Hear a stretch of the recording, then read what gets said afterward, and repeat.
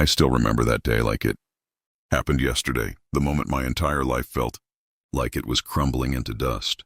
6 years of working 3 jobs, skipping vacations, sacrificing sleep, and pouring every ounce of energy into Vanessa's dream of becoming a lawyer. All of it came down to a single envelope, sitting on the polished wooden table in front of me.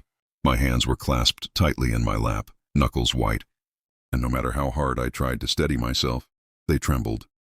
The fluorescent lights above were unforgiving, casting a harsh, almost accusatory glow over everything in the courtroom, highlighting every crease in my suit, every anxious flick of my eyes, and every bead of sweat forming along my hairline.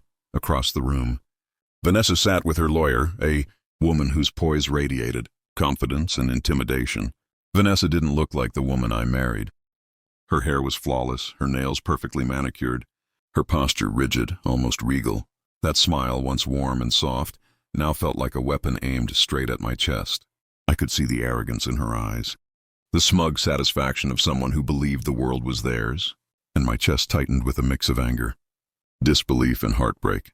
Next to me, my lawyer and lifelong friend, Mike, gave my hand a reassuring squeeze. "Carter," he whispered, "I've got the envelope. Everything we need is in there. You just breathe." I nodded, swallowing hard, my throat dry. The envelope. That envelope could change everything. But right now, it felt impossibly heavy in my pocket, like it carried the weight of every sleepless night, every dollar spent, and every sacrifice I had made. Vanessa's lawyer stood and smoothed her jacket, moving with the practiced grace of someone used to commanding attention. "Your Honor," she said, her voice crisp, deliberate, and cutting through the heavy tension in the room. "My client, Vanessa Collins, has worked tirelessly to achieve her law degree and establish her career. She graduated at the top of her class and is now a rising attorney at Stanton and Pierce Law Firm." My stomach churned. 6 years of my life, every penny I earned, every late-night coffee to keep her awake while she studied, every paper I proofread, every meal skipped, so she could focus. All of it seemed invisible in that one sentence. Invisible, like it had never mattered. "During the marriage," the lawyer continued, "Mr. Morrison contributed financially to my client's education and lifestyle.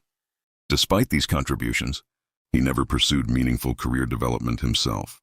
My client requests that this divorce be finalized swiftly, with a modest alimony payment of $1,000 per month for 2 years, a more than generous offer given the circumstances." I bit my lip, fighting back tears of rage and humiliation. 6 years of sacrifice, reduced to a line of text in a lawyer's script. I glanced at Vanessa. She nodded along with every word, her expression smug. Her lips curved into that same cold, indifferent smile I had thought was playful, charming, even loving. But now, it was nothing but cruelty. I could hear my heart pounding, feel the blood rushing through my ears. Every memory of our marriage flashed before me, the nights I stayed up while she studied, the weekends I spent working overtime to pay tuition, the mornings I dragged myself out of bed exhausted, just to make her breakfast before classes. And now, she sat there, ready to call me a burden, to erase every ounce of effort I had made, every sacrifice I had endured, and that envelope, my lifeline, my proof, my chance to show the world exactly what she had taken for granted, was still in my pocket.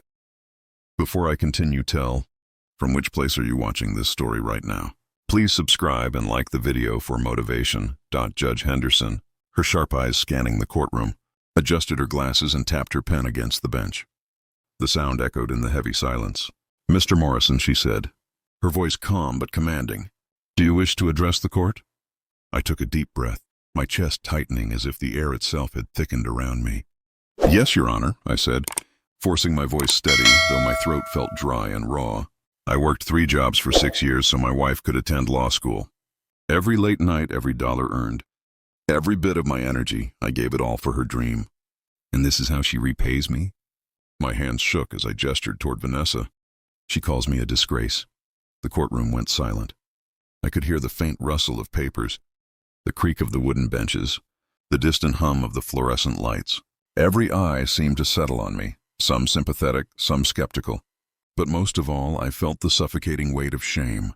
Vanessa wanted to pin on me. Her lawyer leaned forward, lips curled in that practiced, smug smile. "Your Honor, while Mr. Morrison's statements are impassioned, They do not change the fact that my client achieved her career through her own efforts. She earned her degree. She earned her success. I slammed my fist lightly on the table, shocking even myself with the force. Earned. She couldn't have done a single thing without me. Every tuition check, every rent payment, every coffee I bought at 3 a.m. to keep her awake for finals. That was me. I sacrificed everything for her, and now she sits there trying to erase all of it.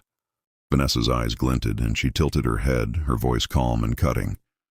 "You know, Carter," she said, loud enough for the judge and everyone present to hear, "you were always just a burden. I thought I loved you. I was wrong. You're a disgrace." Those words landed like a hammer to my chest. The courtroom seemed to tilt, and for a moment, I felt the years of toil and devotion dissolve into nothing.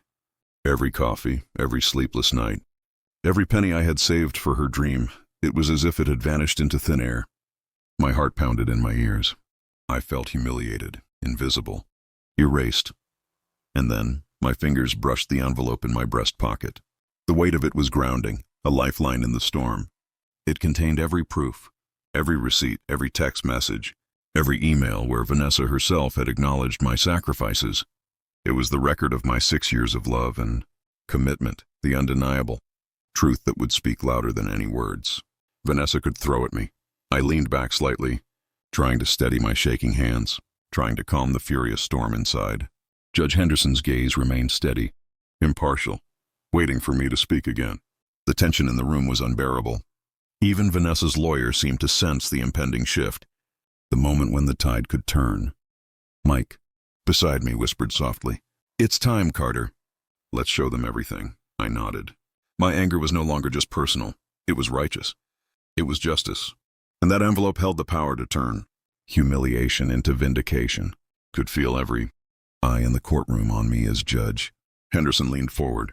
"Mr. Morrison," she said, "you may submit any evidence you wish to present." My hand went straight to my breast pocket.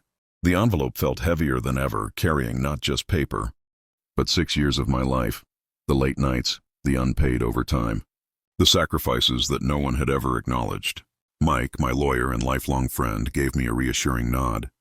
"It's all here," he whispered. "Every receipt, every message, every proof of your support. They can't ignore it." I slid the envelope across the table to Mike, who handled it with the same reverence one might give a sacred document. He passed it carefully to Judge Henderson. The judge opened it slowly, as if sensing the weight of what it contained. One by one, the documents were revealed. Tuition receipts proving I had paid for every semester of Vanessa's law school. Bank statements showing all the living expenses I had covered while she focused on her studies. Signed agreements outlining the support I had provided. Text messages from Vanessa herself thanking me for staying up with her late at night, for keeping her fed, for believing in her when she doubted herself. Even a detailed timeline showing how every milestone in her career, from passing the bar to her first promotion, had my fingerprints all over it. Vanessa's eyes widened, the confident smirk she had worn for months vanishing in an instant. Her lawyer stiffened, suddenly aware that their carefully rehearsed plan was crumbling before their eyes. The arrogance that Vanessa had leaned on, the smug superiority she had wielded like armor, faltered. Judge Henderson adjusted her glasses and flipped through the envelope with deliberate care. Her sharp eyes scanned each receipt, each email, each note of gratitude. She looked up at Vanessa, then back at me, her expression unreadable. "This is extensive," she murmured. Mike leaned closer to me, whispering, "Stay calm, Carter. Let the evidence speak." I nodded, swallowing hard. My chest was tight, but a spark of hope ignited inside me.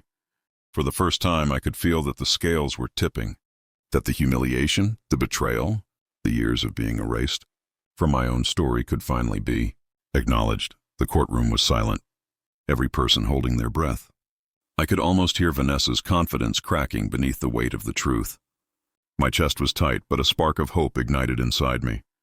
For the first time, I could feel that the scales were tipping, that the humiliation, the betrayal, the years of being erased from my own story could finally be acknowledged. The courtroom was silent, every person holding their breath. I could almost hear Vanessa's confidence cracking beneath the weight of the truth.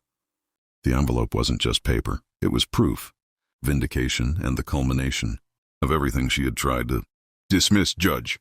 Henderson's voice finally broke the silence. "Mr. Morrison," she said, deliberate and steady, "it appears your contributions were not only substantial, but indispensable to your wife's achievements." Vanessa's mouth opened, but no words came out. For the first time, her arrogance had been stripped away. The woman who had called me a disgrace, who had tried to belittle every effort, every sacrifice, was powerless against the undeniable truth. And in that moment, I felt something I hadn't felt in months: hope. Real, tangible hope that justice finally might be on my side. The silence in the courtroom was deafening. Every person present seemed to be holding their breath, waiting for the inevitable collapse of arrogance or the failure of evidence. But as Judge Henderson carefully examined the envelope, the tension in the room shifted. This wasn't just a stack of papers, it was a story. My story, my life laid bare in black and white. Judge Henderson adjusted her glasses and looked at me, her expression unreadable but focused. "Mr. Morrison," she said, her tone deliberate, measured, and commanding, "this court has reviewed the documentation you submitted. It is clear that over the course of your marriage, you provided substantial financial support, personal sacrifices, and unwavering emotional investment in Ms. Collins' education and career. Your contributions were significant and, from the evidence, indispensable to her achievements." I felt my chest tighten. But this time it wasn't from fear or humiliation. It was from the raw, overwhelming relief of hearing the truth spoken aloud, acknowledged by someone with authority. I had spent 6 years pouring my energy, my money, my life into someone else's dream. And finally, someone had recognized it. Vanessa's face went pale. Her lips parted slightly, as if she had words to respond, but they died in her throat. For months she had wielded her arrogance like a weapon, confident that she could erase my sacrifices with a few sharp words from her lawyer. But now, confronted with irrefutable proof, that arrogance faltered. The smirk that had haunted my nightmares disappeared, replaced by something that looked almost like fear. Judge Henderson turned her gaze fully to Vanessa. "Ms. Collins," she said, her voice steady and cutting, "the court finds that Mr. Morrison's contributions were critical to your success. While you are entitled to a divorce, the court acknowledges his substantial support and rules.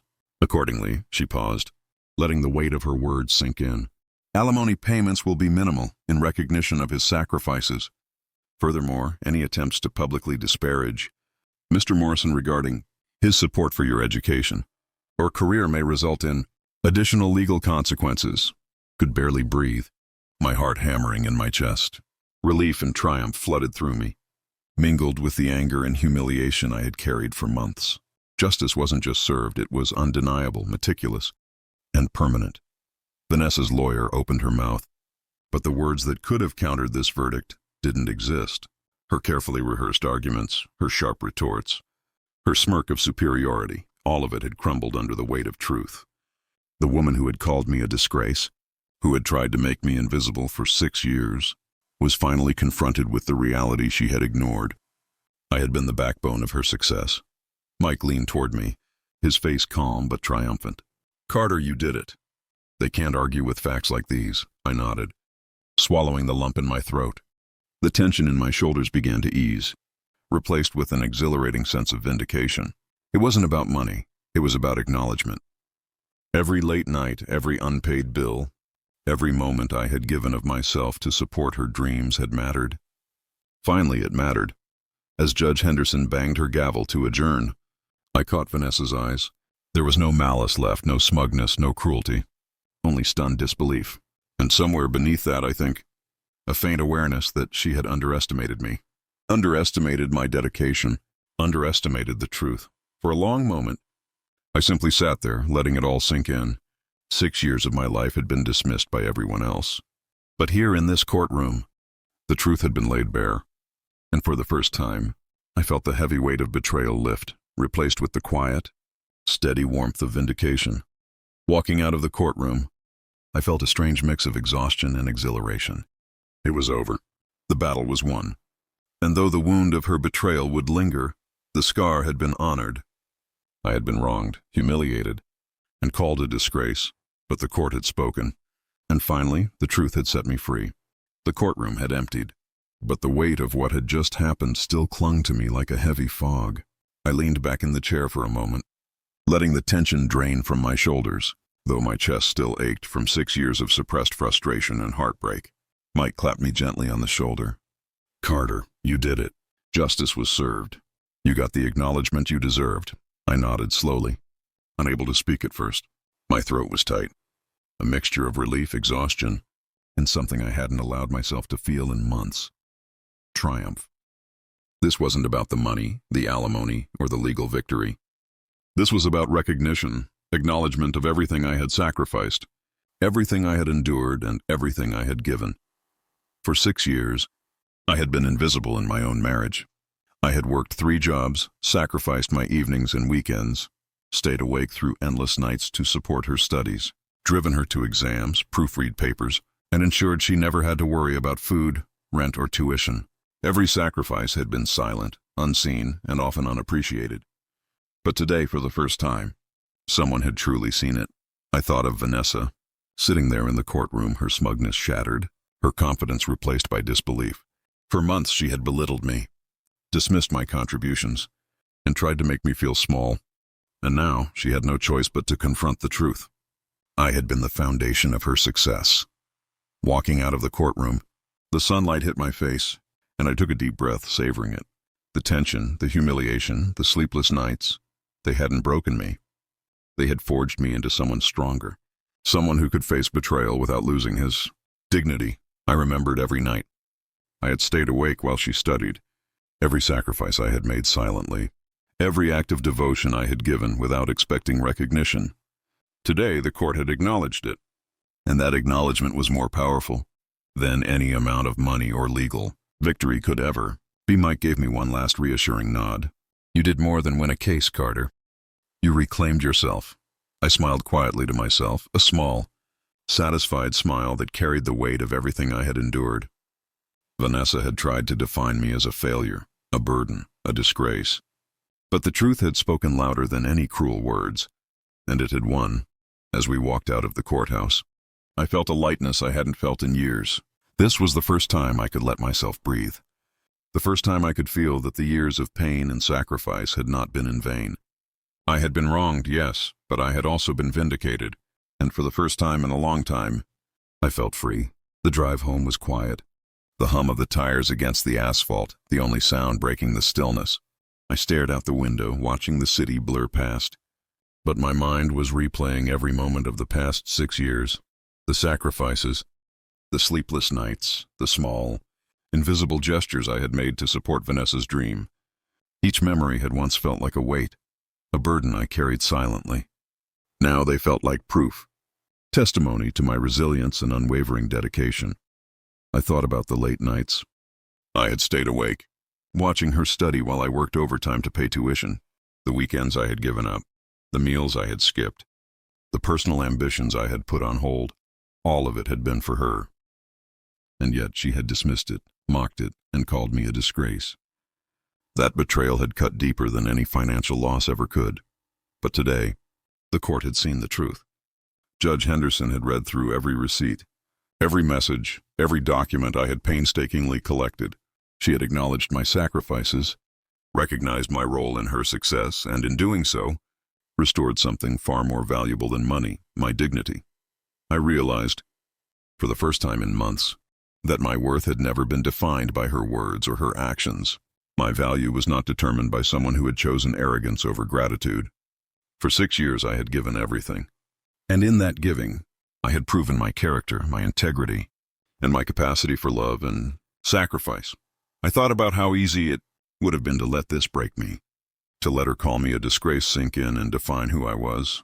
But instead I had fought, not just in court, but inside myself, to hold on to the truth of my contributions, the reality of my sacrifices, and the strength of my character. Realize that being wrong does not make you weak. It tests you, shapes you, and if you let it, strengthens you.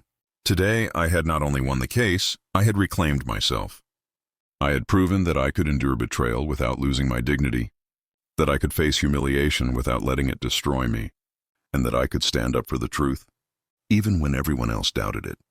By the time I pulled into my driveway, the sun was dipping low, casting a warm glow across the city. I sat there for a moment, taking it all in, the sense of relief, the sense of closure, and most importantly, the sense of self-worth that had been restored. Knew the road ahead wouldn't be entirely easy. Vanessa's betrayal would linger in memory, and there would always be echoes of the pain I had endured. But I also knew this: nothing could take away the truth, and nothing could undo the strength I had built over those 6 years. I was free from humiliation, from injustice, from the weight of unacknowledged sacrifices. And for the first time in years, I felt truly at peace. The days after the courtroom felt surreal. Returned to my life carrying a strange mix of relief, exhaustion, and a quiet triumph.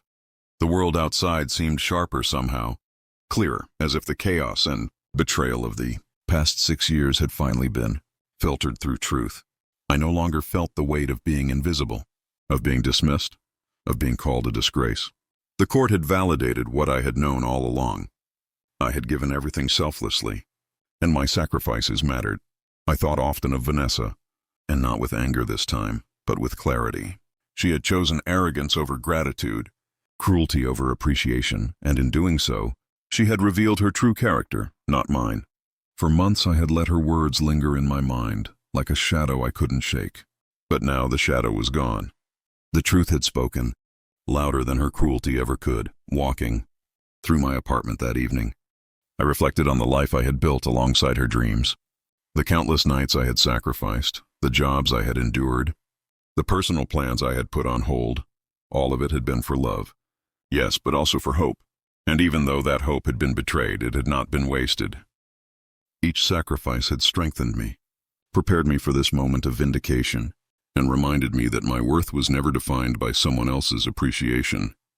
Picked up my phone and saw a message from Mike. My friend and lawyer. You did it. You stood tall when they tried to break you. You've earned more than justice. You've earned your peace. I smiled. Peace. That word felt foreign, almost unattainable for years. But now it settled over me like sunlight after a storm. The envelope, the symbol of everything I had endured, still rested on my desk. It wasn't just paper. It was proof, validation, and a reminder that truth, when backed by persistence and courage, always prevails. I knew I could move forward with my life, unburdened by the betrayal that had once defined my every thought. Sometimes, people we trust most can hurt us in ways we never imagine. Sometimes sacrifices go unnoticed, but the truth has a way of revealing itself. And justice, though delayed, is always worth the wait. My story, once silenced by arrogance and betrayal, had finally been heard. As the sun set outside my window, I leaned back in my chair and allowed myself a quiet smile. I had been wronged. I had been humiliated. I had been called a disgrace. But in the end, the truth had won. My dignity, my integrity, and my sense of self had been restored. And for the first time in years, I felt whole again.